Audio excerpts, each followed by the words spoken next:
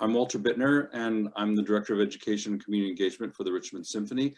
And welcome to our presentation on wholehearted attention. And I'm thrilled that you've come to hear what we have to say about it. And hopefully you might have read my article, which I'm going to go over in a moment. So I'd really like to just begin by introducing my two guests. Dr. Ronald Crutcher, who's president of the University of Richmond, and Alex Laing, who's principal clarinet for the Phoenix Symphony. And rather than going into their biographies myself, I'm going to ask each of them to sort of start us off by answering a question. And I'd like to start with Dr. Crutcher. So if you could just describe for us, how did you get started in music, and how did that involvement end up in you being where you are today?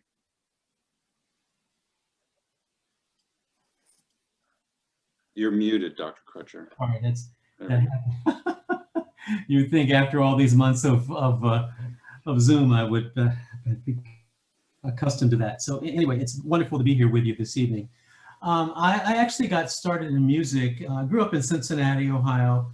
I grew up in the Baptist Church, Zion Baptist Church in Cincinnati. And my start in music was first as a singer. I started singing in the church when I was 6 years old. Continued to sing, and in a group called the Zionettes, a semi-professional youth gospel group. And when I was in the 8th grade, I sang in a choir in junior high that was the best junior high choir in the state of Ohio, conducted by Mr. Clyde Williams, the first Black graduate of the Cincinnati Conservatory of Music. And one day, the band director came into the choir, and he said, there's going to be a program this summer where you can learn to play an instrument during the summer. And is anyone who's interested? I raised my hand. I have no idea why I raised my hand. It intrigued me. And there were 3 of us, and he had us come to his office at the end of the day. And he said to me, you have almost perfect pitch. You can play any instrument you want. I loved the string instruments because I had gone to the symphony. My parents had taken me to the Cincinnati Symphony when I was in elementary school. And, but I was overweight at the time. And I thought, if I play the violin, you have to stand up. If you play the cello, you sit down. So I chose the cello. And I immediately fell in love with the instrument. They gave me the instrument before I started the program. I broke a string because I was just so curious about the instrument. And 8 months after I started playing, I participated in a competition. So I started when I was 14 years old, and 8 months later I played the 2 movements of the Bach G major suite in a competition at Miami University in Oxford, Ohio, about 35 miles away from Cincinnati. And the cello professor at Miami, Elizabeth Potiger, happened to be there, and heard me, was very impressed that I could play so well after only 8 months. She invited me to music camp for that summer. And after I'd gone to music camp, she offered to teach me free of charge if my parents would get me to Oxford every week. And so at the age of 15, I started going to Oxford, Ohio. It's about a 90-minute trip from Cincinnati, 35 miles, but the bus went from Cincinnati to Hamilton to Oxford, Ohio. And I spent my entire day on the campus of Miami University, a beautiful campus.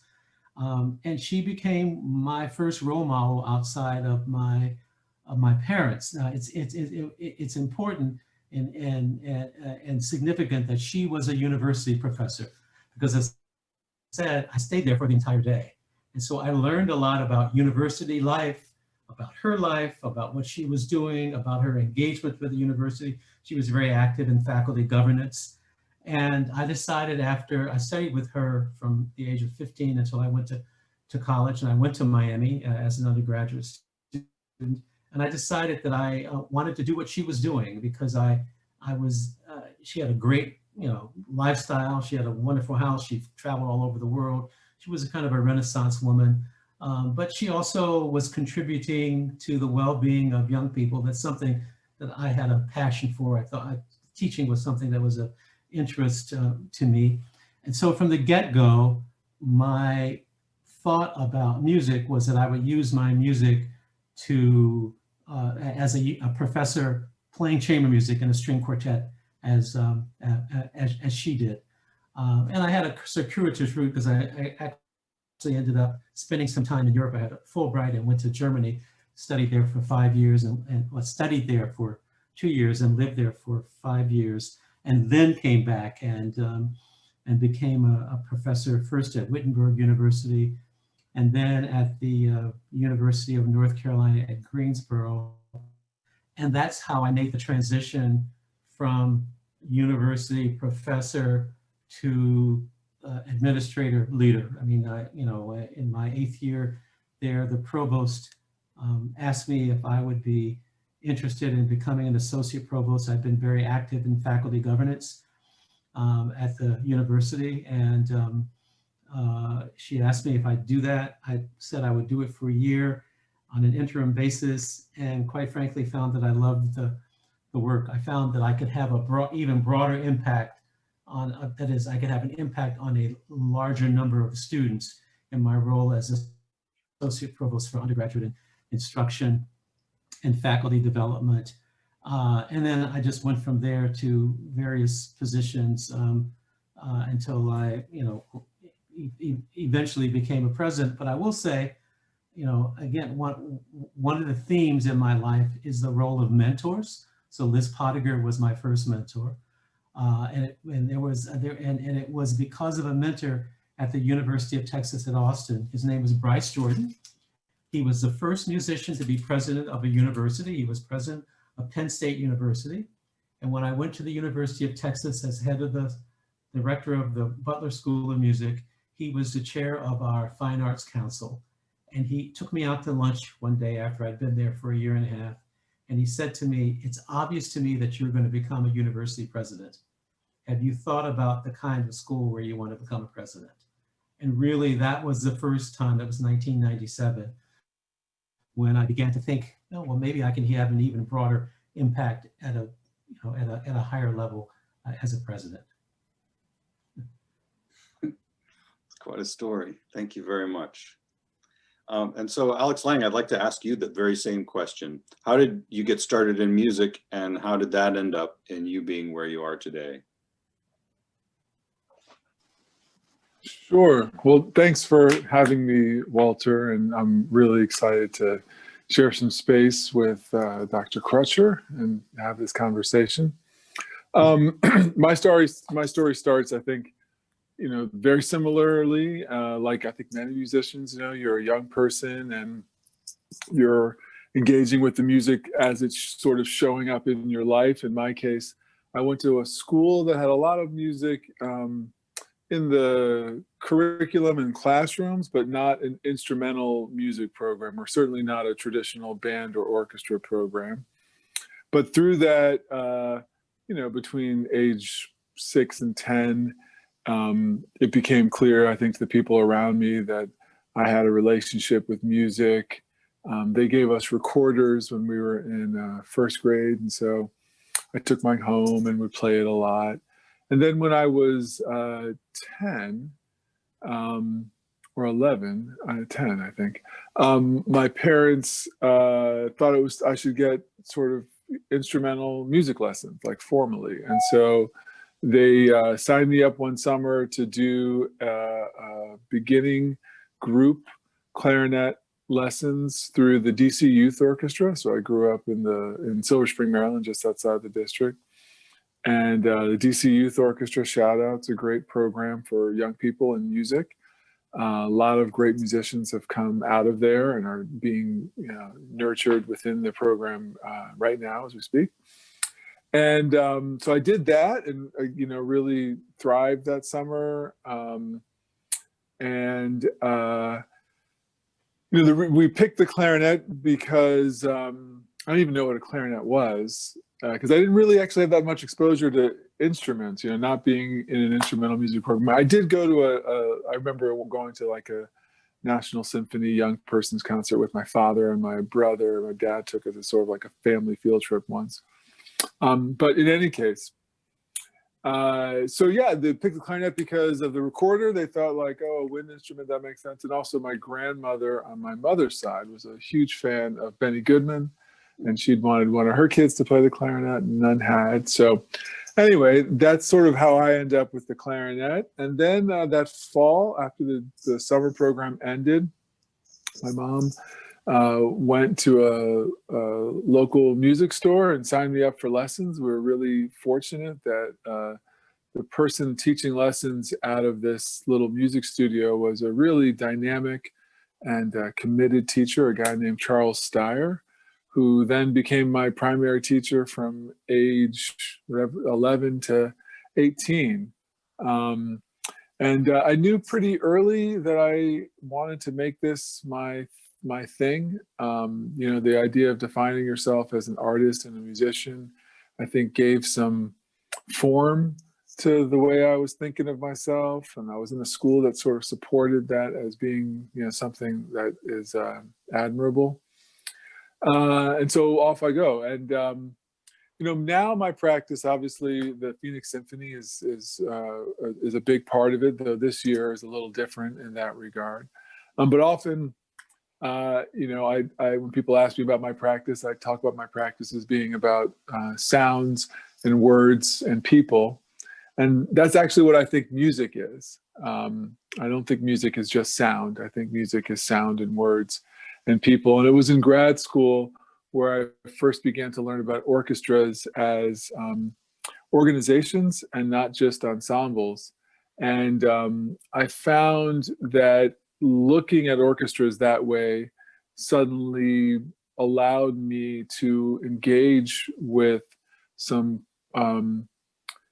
parts of myself and some aspirations I had for myself in my music practice, and some tensions I was feeling in my studies and around, you know, how do you show up as a Black person in so-called classical music, and you know, how do you as an orchestral musician speak to what you want out of your practice? And I found that engaging with orchestras, not just as ensembles, but as organizations, and, you know, understanding the nonprofit sector and all of that gave me an opportunity to develop ideas and speak to the things that matter to me. And so now my practice sort of shows up in all three of those faces. So I have a sound practice, which you know, is making music on the clarinet, and I have sort of a words practice. I do some writing and some talking, and I have a people practice in terms of who I want my music to be meaningful to and who I'm trying to connect to through music. And my teaching sort of shows up in there as well. And so, yeah, that's my sort of story in whatever that was, 5 minutes or less. Thank you very much, Alex. That's terrific. So I'm Walter Bitner, and what we're going to talk about today, I'm very happy to hear both those stories. Is what I'd like to really talk about is that sort of intensity of experience that that we all had as young people engaging in music education, and how that and the intensity of that experience has affected our lives. And I'd like just to talk about it, describe it a little bit in a pretty specific way. So I'm a musician and have been since I was a child. I was a singer and an instrumentalist since I was 7 years old, and studied it and music through school, and thought I wanted to be a performer, and ended up being a teacher and taught music in many different kinds of schools at many different grade levels for almost 25 years before I became a symphony administrator and started writing about my teaching and my ideas about education and its role in the larger field of education, which is sort of what brings us to wholehearted attention. There's been a lot of writing and speaking in recent decades by music educators seeking to find solid ground to maintain funding or maintain the place of music education in the curriculum of our schools. And there's some friends on here, that's very nice. And in the chat, thank you. And so what we've seen is that it's hard for the way that most education is funded in our schools, which is through rationalization and justification on scientific grounds, or whatever the current thinking is about what's important in education that can be backed up scientifically. Music has a hard time being appreciated because it resists being quantified that way, the way that other academic subjects are. There has been a good amount of research in the brain recently that shows that what happens when children or people in general are engaged in music is different in the brain. They can, scientists can map and share and show where activity is happening in the brain.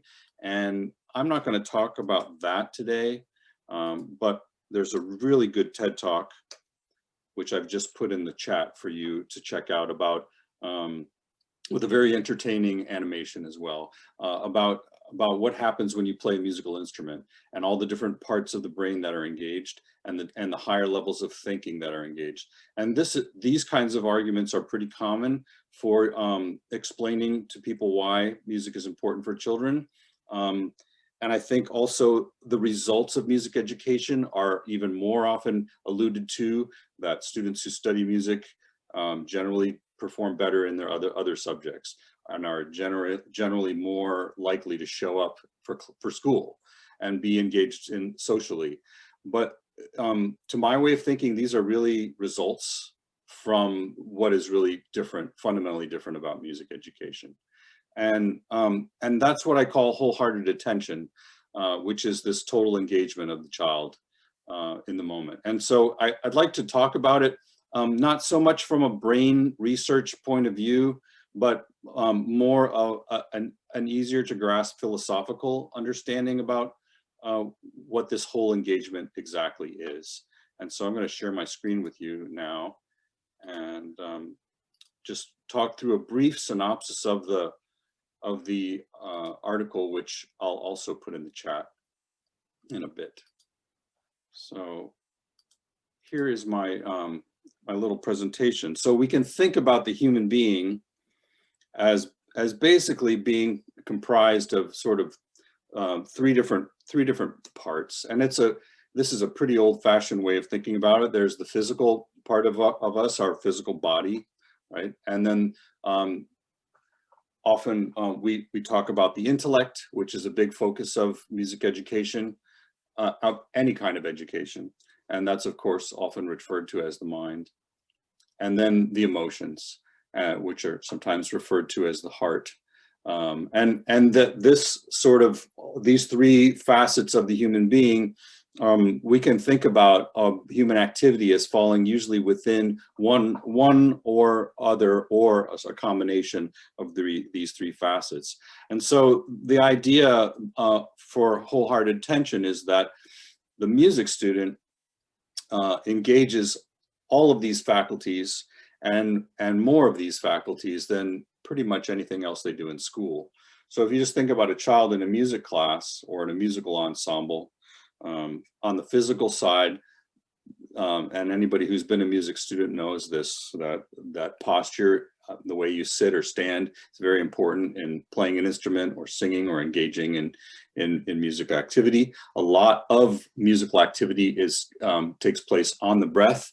If you're a clarinet player or a singer or any kind of wind instrument player, you're using your breath. Also, the hands are often very much a part of the activity of producing a sound, especially if you play an instrument. You are processing through your ears and your eyes. So those are the senses that are the most engaged. And then on the intellectual side, we are taking all of these inputs through the body and interpreting the cues, both visual cues from those we're making music with, or if we're playing in an ensemble that has a director, watching the director. And then also the cues that our ears give us, hearing what those around us are doing, hearing what we're doing ourselves. Often in traditional music classes, students are learning how to read and interpret a pretty complex notation system. And then listening to all these multiple sound sources and constantly adjusting their performance in response to these cues that they receive from others in the act of making music. It's a very complex activity. And then music making engages the emotions as well, and on many different levels. First, there are the emotional responses we have to being together with others and doing something together with other people, which is not always harmonious, but that's the goal of making music. And students who are working together in a group have to learn how to sublimate their own wishes and their own ego and what they want to do for the better of the group, in whatever way that works within the social context that they're in. And this is a good trial for life. It also engages the emotional side of the human being on an artistic level as they respond to what the aesthetic content of the music that they're working on is, and how they emotionally respond to it through the process of constantly trying to refine it and reach closer to the goal of the performance that they're striving for. Music evokes a response to people that is sort of below the conscious level and on a more intuitive level. Sometimes musicians have experiences making music together that they can't necessarily explain rationally why it makes them feel that way or how they were able to be together in that way. And sometimes I dare to say that this, for many people, can be a spiritual experience. So bringing all of these things together in an experience that happens all at once requires a lot of concentration. And so the idea that I'd like to talk about tonight is how the wholehearted attention, which creates sort of a field of attention that allows all of this to take place at once for a child, creates an experience that prepares them to be dynamic and flexible and responsive in whatever context they find themselves in some aspects more than anything else that they do in school. And I'd like to turn it over to Dr. Crutcher here and see what he has to say about this idea. And you're on mute, Dr. Crutcher. I missed the last part. You blanked out. Yeah. Very end. So the idea is that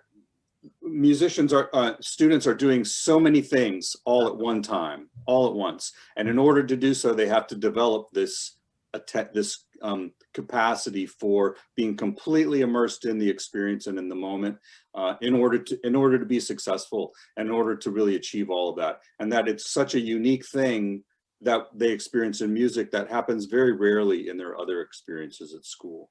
But it can prepare students to be responsive in all kinds of situations they will encounter later in life.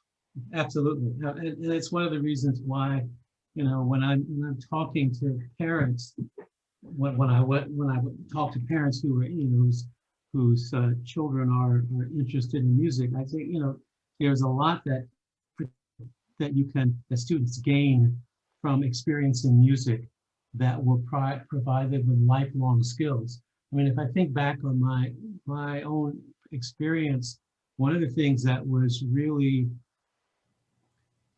critical to my development was when Liz Pottinger took me on as a student. I was kind of a self-taught, not totally self-taught, as I learned in that class at Withrow High School. But I practiced. I taught myself to play that Bach suite. And what she did was she helped me to become a thinking musician. She helped me to understand the physical, that it was my body that was interacting with the cello, and I had to figure how to play the cello. She used to say, as an athlete, that it was like, I'm an athlete who's learning how to interact with this foreign object, and then most importantly, how to ensure that what I heard in my mind's ear came out once I started playing. that wasn't automatic, right? And all of those skills, I think, help young people in many ways that, that they benefit from in many ways that their colleagues who do not take music lessons do not. They have an advantage there in terms of their overall personal and human development. Thank you, Dr. Crutcher. Alex. Yeah, I mean, there's, I mean, I can just co-sign on all of that. This idea, this sort of threefold head, heart, hand schema that you laid out there is, it's one that I feel really lucky to still get to engage with as my work. So I think that what came to mind as you were describing this is also, you get a felt sense of what is sometimes called flow state now. And so I think that there are few, unfortunately. I mean, I do think that, of course, you could find this in many different ways, but I do think that in a school setting, at least, music sort of uniquely lends itself to that by design, especially the way it brings the physical involved. Though you could certainly, I think, explore and learn about math in a physically engaged way, but typically we don't. And so I think it creates an opportunity to have a felt experience state, the sense of what flow state feels like, what it feels like to really be in this sort of symbiotic relationship with something that you're studying, where it's sort of informing you and you're informing it, and and the time is going by. You sort of enter this sort of timeless space. So I think that yeah, I mean, those were the thoughts that came to mind. The other thing that came to mind also, just as a framework, is the studio habits of mind. Which I imagine you're familiar with, Walter and Dr. Crutcher, which is, a way of describing what's happening in learning and visual arts that frames it in terms that are sort of unique or native to the visual arts, and not trying to advocate for itself in terms of how it helps other things, which I think is another aspect of this that I like and embrace, Walter. I think that too often we sort of, follow. We struggle to articulate why music and learning music and music study matters in its own right, and sort of, well, it helps reading scores or it helps you with math, which is not necessarily not true, and is certainly a great benefit, but some of that trickles down. As an orchestral musician, I see that sometimes in the way we frame even our educational programs, right? That as if the only way we can sort of sell these is some argument whereby studying the violin is going to improve math scores, as opposed to studying the violin can or the cello or saxophone or beat making or whatever can have its benefits in its own terms, which I think you've done a great job of laying out, Walter. Thank you. In its own terms, and really helping you develop life skills. Yeah. Because you think about the physical, your whole, no matter what the instrument is, whether even if it's singing, there's attention to the posture, and so students are paying more attention to that than they would otherwise.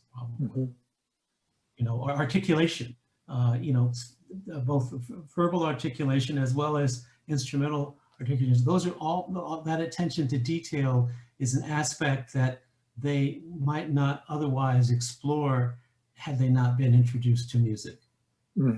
Absolutely.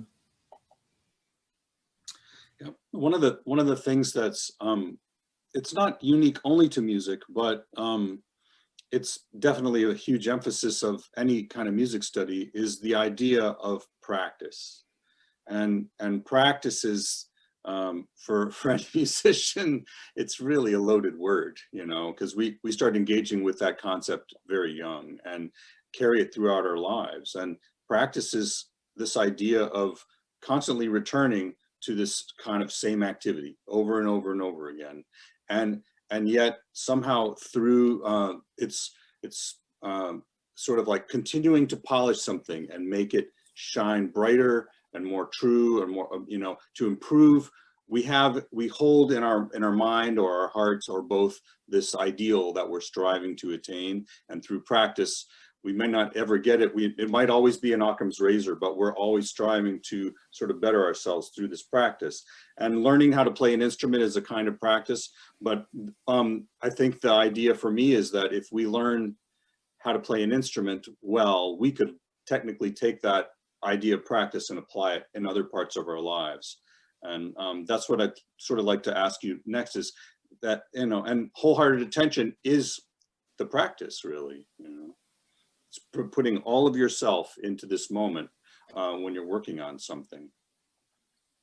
What do you want to follow up with that one? Well, I mean, I would say also the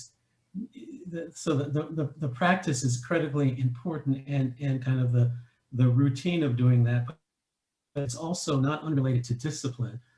And I find that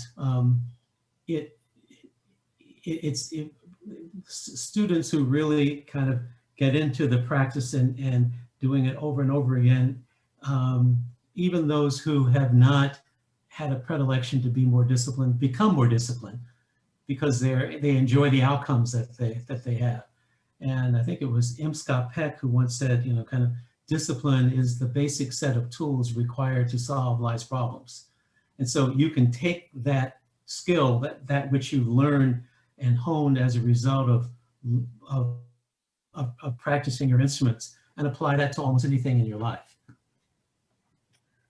Yeah, I would agree with that. I think that it also depends also on sort of, there's the verb practice and then there's the noun practice. And so I think the way you approach that verb is going to also have to do with sort of what noun you're operating within. So I think that, you know,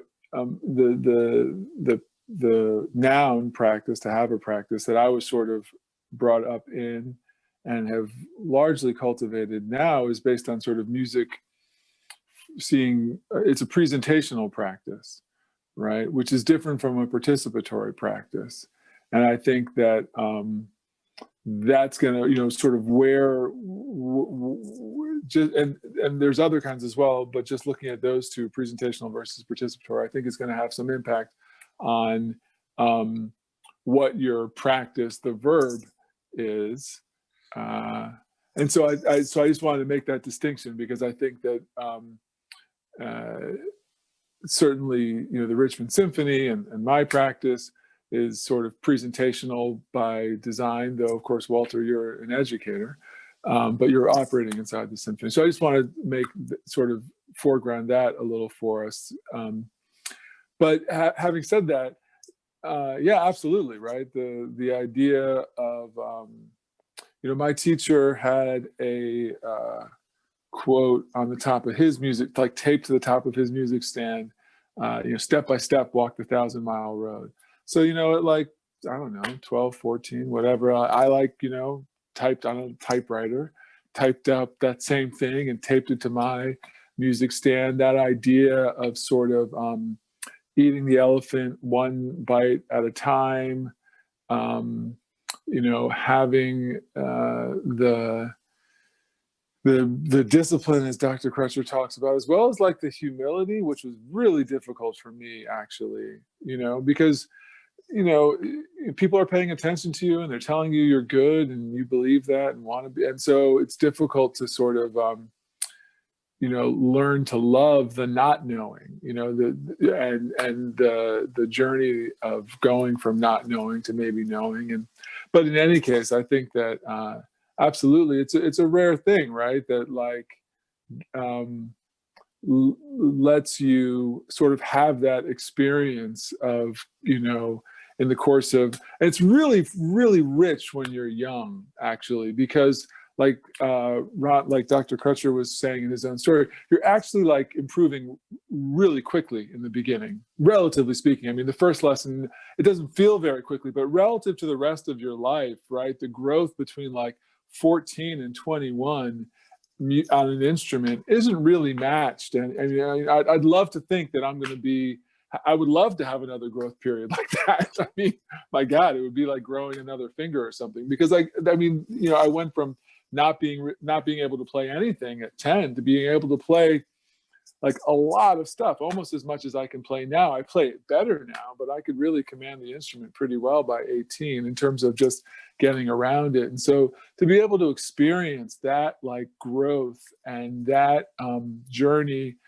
it's really, I think, empowering, because it really is something you can carry with your whole life. And I have to say, as my career was unfolding and I was thinking about like what to do, this idea of like, well, what would I do if I wasn't going to play the clarinet full time? I had a nerve entrapment when I was in my early 30s that sort of brought the idea that the career could go away from me, or my body could no longer be able to do this. Fortunately, I was able to recuperate, but that sort of brought that to mind for the first time. And the other thing is, what we're experiencing now, like, nonprofit arts performance can be fraught and really can ebb and flow with the external economic conditions. So really early on, I started to think about, like, well, what would happen if this all went away from me, either because my body goes away or the field changes or my orchestra goes away. And anyway, as I was thinking about like, well, what would I want to do? I basically, Walter, tried to follow somewhat similar path as I'd had in music, which is, well, find something you really like and that you don't mind like not being good at, but learning how to get good at. And so I had that sort of experience to draw on as I started to develop my different aspects of my career around management and administration and talking and all this other stuff. The thing I'd like, listening to both of you, this reminded me of something that I think it came from the American music educator Edwin Gordon, who said that the skill development for learning skills in music largely rely on intensity, frequency, and repetition. And that if you have those three components all working together at once, you can really, the sky's the limit. Do you feel that's transferable to outside of music once you've had that experience? That those are the sort of the three avenues of effort. That's interesting. Yeah, I'd say that's true. I mean, I certainly, intensity. As someone who's been at 7 different institutions and has gone up from the, being an assistant professor to a dean to blah, blah, blah, blah, blah. I know, for instance, I just was interviewed for an article, not just, but 6 months ago, an article about president's approach to leading colleges during COVID.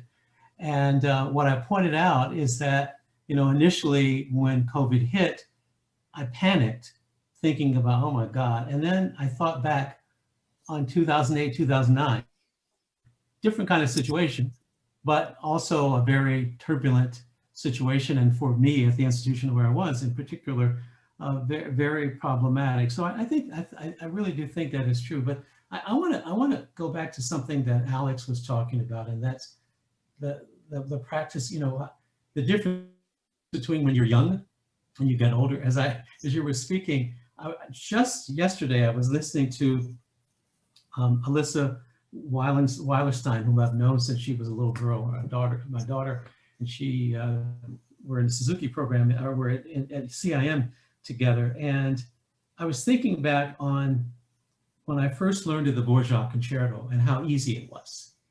And I played the concerto with 2 orchestras. And then many years later, I went back to learn, to relearn it. I remember thinking, this is hard. This is so hard. This is much harder. It's just like, how did I play this so was younger. Yeah. So, I mean, and part of that is, Walter, getting back to the repetition, is part of it is that you have higher standards for yourself to begin with. So you don't, when you're young, oh, you just play it. I mean, you play it and you do the best you can, but you have higher standards, higher expectations for yourself. So that in and of itself makes it much more difficult. And that's, I mean, and again, that's transferable in any position that you have, as long as you can recognize what it is and don't allow it to defeat you. Just, see it for what it is. It is more difficult because you have higher standards. Therefore, you have to do whatever you need to do in order to deliver. Mm. Yeah, I mean, on the intensity, frequency, repetition. Yeah, no, I think that's a handy little. I think that there's a lot that holds. I think obviously there's some questions around like repetition of what. I think that, and the only reason for any young musicians, especially on this call, repetition of what is a critical question to be asking yourself, and to be always. And I think maybe what's a little absent from that framework is guidance, or because I know that I had a lot of misapprehensions, and this gets to the wholehearted attention piece. I had a lot of there's a degree to which what you're trying to do, right, is load choreography into your nervous system, right? You're trying to load like a choreography of manipulating your instrument and sort of all of that into your body, and that can't be mindless. There is, it was a big aha for me when someone was like, there's no such thing as like muscle memory. Like that's not actually describing what's happening. Your muscles don't remember anything. Your nervous system remembers stuff. And so, just sort of, because I did a lot of practice that was about just sort of doing things over and over again, and not being mindful enough about what I was doing, and bringing sort of all three of the three legs of the triangle you built for us, Walter, into play. So those are some thoughts that come to mind regarding that. But I think, Alex, mindfulness is incredibly important, because you can do you can repeat over and repeat it and do it many, many times. And if you're not really focused, I mean, when I was at Yale, I had several arguments with Aldo Paraso, who had a specified amount of time he wanted us to practice. And I said to him, look, I think I can devote X number of hours and really, in focusing on goal-oriented movements, really focusing on what you're doing, and get a lot more accomplished. Mm-hmm. Because if you're just sitting there playing through it and you're not really concentrating on all parts, because no matter how talented you are, all of this doesn't come together by itself unless you are present. That's right. That presence. Yeah, and that presence was a piece that I think I didn't get enough. I wish, going back, I could have, if I had a message to a younger version of myself, it would be about more slow practice. I think a lot of it is and not understanding, and also more, but you just don't have the confidence. But if I could have given myself more faster to really the confidence that you are going to get there, understand and sort of fall. And as I got older and got better, and then the wheel started to turn itself, but really falling in love with the problem, right, as opposed to trying to obliterate it, meaning like being more curious and fascinated by like what I couldn't do on the instrument and why. It's easy to say that now because I have a whole bunch of tools, and so it's a little, and I certainly don't feel this way all the time. In the last 9 months, I've felt more sort of fascinated with the problems of what I can't do, because I'm not feeling the pressure of performance breathing down my neck. And I've actually had, for the first time in really my adult career, opportunity to just sit with problems and practice them until they're solved. You know, usually it's very deadline oriented and like, come heck or high water, you better solve this problem because Thursday night at 7:30, a bunch of people paid to hear you demonstrate that you could. But that inquiry, I think, and that spirit of inquiry is it's a really rich aspect of music making, at least the way I practice it. You know, I'd like to go just back for just a moment to this idea that Dr. Crutcher mentioned of being present and the presence, because I think that presence is the field of wholehearted attention, and that I think that is ultimately the task for the music teacher or the ensemble director, to call the students to be present. That's ultimately what we do. Mm-hmm. And it's ultimately what teachers do, of all kinds. So before I open for questions, there was one other aspect that I really was interested to talk about with you, which is this idea of the social aspect of music making. And in the ideal for most of us as musicians is we seek collaboration when we make music with others, which is, I've often thought of this as being fundamentally different from what happens in many other social contexts, which in our society especially are very built on competition, and which is no small part of music education also, but that's not what I'm talking about. And so when we were planning for tonight, Dr. Crutcher actually he used the word compromise as the other social context rather than competition. And so I'd like to ask you if you could speak a little bit about that and how you think music education is valuable for teaching collaboration rather than compromise. Well, I mean, I use the compromise because when in talking about, I mean, my primary interest in music has been throughout my career chamber music, even though I've played in the Cincinnati Symphony. But most of my work has been with the Klemperer Trio or with other quartets. And I talk about compromise and collaboration in the following way. I say, you know, as a leader, I try to take a chamber music approach to leadership in the sense that when in a chamber music group, a conductor is not telling you how fast to go or what nuances to make. You have to come to a decision and work collaboratively, but that work is not necessarily, you know, it's not necessarily where you on one person.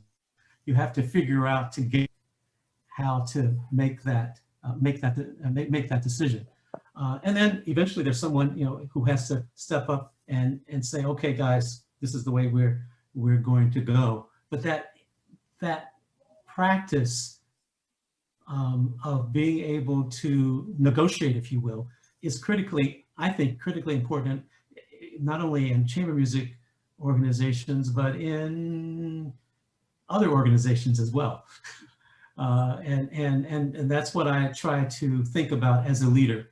That is to say, not to take the approach that I, the leader, the president, I'm the one who has all the ideas, but figuring out how to work with others to empower them to work with me as we make decisions. And then eventually a decision has to be made.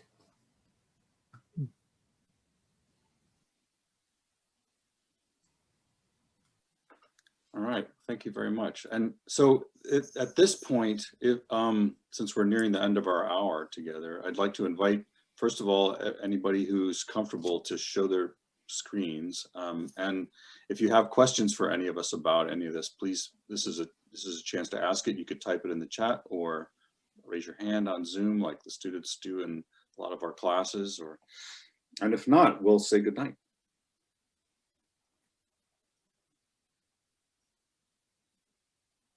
Margie, thanks for coming. You have any questions? Graham.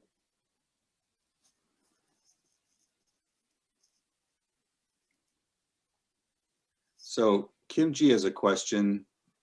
It's about school music programs. If schools continue to have them, or have many of the programs discontinued? Well, there's a wide variation around the country right now, and I'm guessing that you may mean, hi Kanya, that you may mean about right now during the pandemic, with such, some schools closed down, some doing socially distanced schooling, many schools teaching things virtually online, and I would say that schools have continued, right. Oh, more prior to the pandemic. I think that it's different everywhere that you go, but the increased pressures on schools, and especially public schools, to acclimate students to the testing cycle, and all of the standardized tests that they have to fulfill for assessment and accountability, have really interfered with all kinds of arts programming, and students are a lot less able to participate in the arts today in school than they used to be. I know when I went to school, I sang in chorus and I played in band, both. Very few students could ever do that in a public school today. I don't know if that answers your question. I see Margie's a public school teacher. She could tell us. All right, thank you very much. Any other questions? Thank you for joining us, everybody. And thank you very much, Dr. Crutcher and Alex Laing, for joining us for tonight's and our first discussion of this topic, which is very important to me. So I really appreciate all of you. My pleasure. My pleasure. Thanks for inviting me, Walter. Have a great night. To see you, Ron. Very good to see you too, Alex. Take care. All right. Take care. Thank you. Good night. Thank you. Good night.